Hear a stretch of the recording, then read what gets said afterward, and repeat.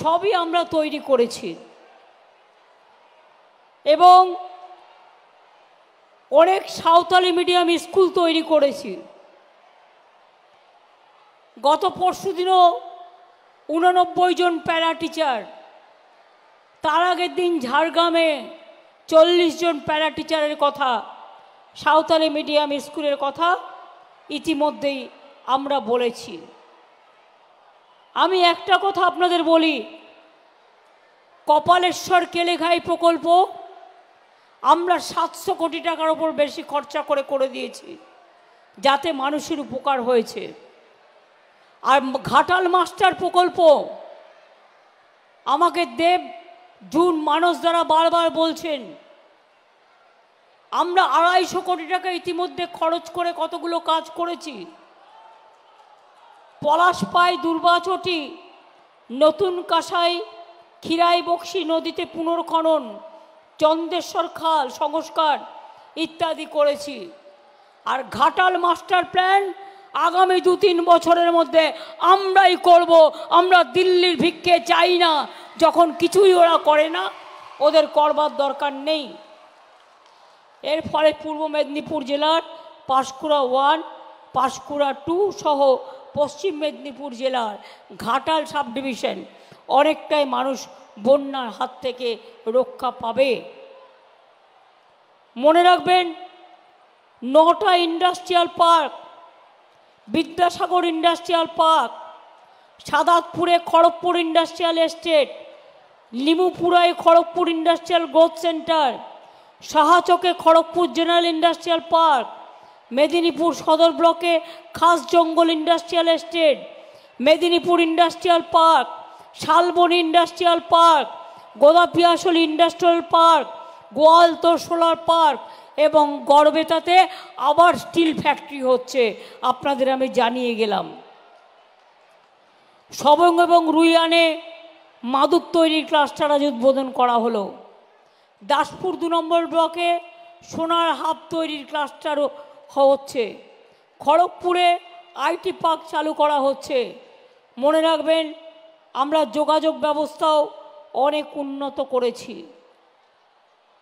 আজ আমার বলতে দ্বিধা নেই, যারা বড় বড় কথা বলে এবং মিথ্যে কথা বলে, এক তো মেদিনীপুর স্টেডিয়াম, খড়গপুর স্টেডিয়াম তৈরি করা হয়েছে, শালবনীতে স্টেডিয়াম তৈরি করা হয়েছে, খড়গপুরে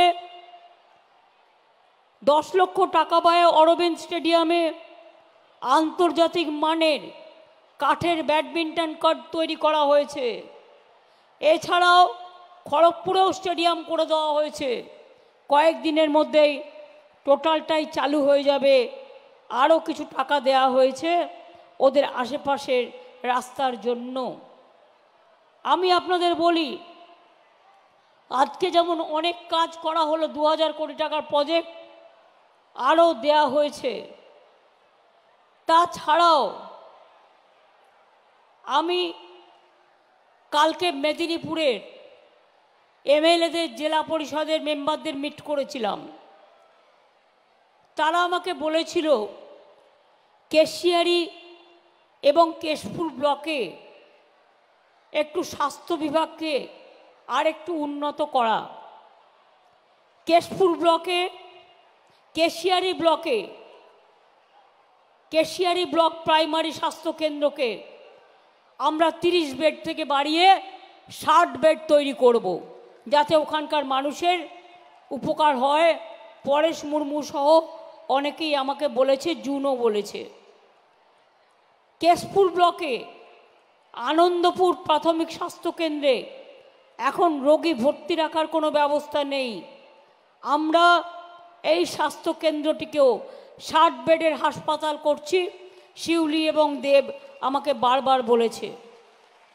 এছাড়াও 30 বেডের কেশপুর ব্লক প্রাইমারি হেলথ সেন্টারকেও আমরা 60 বেডের হাসপাতালে উন্নীত করব, যাতে সংখ্যালঘু এবং আদিবাসী মানুষদের উপকার হয়।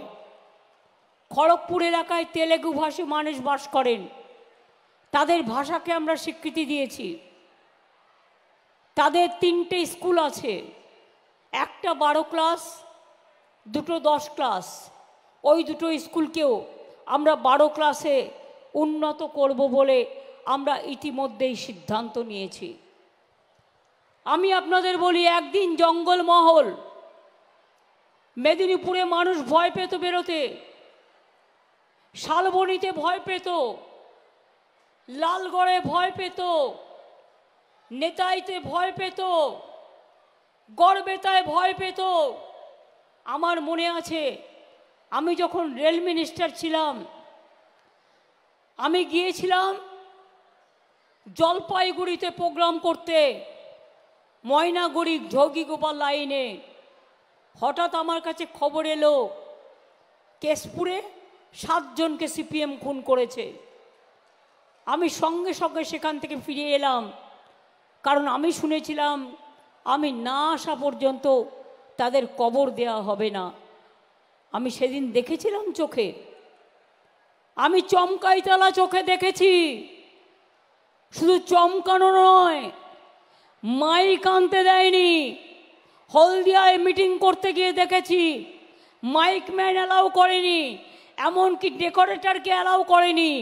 কলকাতা থেকে মাইক ম্যানকে নিয়ে এসে আমাদের মিটিং করতে হয়েছিল চমকাইতলায়, আমাদের মিটিং করতে হয়েছিল হলদিয়াতে। আজকে বড় বড় কথা যারা বলেন তাদের আমি জিজ্ঞেস করি, গর্বেতে আমি গিয়েছিলাম একটা গ্রামে, একটা বিধবা মা আমাকে বলছে, মা আমার 2টো ছেলেকে সিপিএম খুন করে দিল, তারাই এখন বিজেপির হারমাদ, খুন করে দিল, মাগো আমার হাতে 2টো জিনিস দেবে। আমি বললাম কি?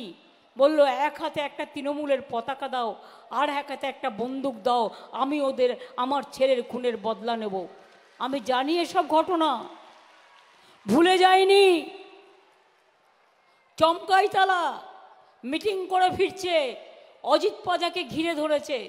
অজিত পাজা তখন মিনিস্টার ছিল। আমি দৌড়ে গেলাম, দেখি চারিদিক দিয়ে গুলি চলছে। কেশপুরে আমাদের মিটিং ছিল, মিটিং থেকে ফিরে আসতে গিয়ে শুনলাম সব গাড়ির কাজ ভেঙে দিয়েছে, সব মানুষের মাথা ফাটিয়ে দিয়েছে। আমি আবার দৌড়ে গিয়েছিলাম।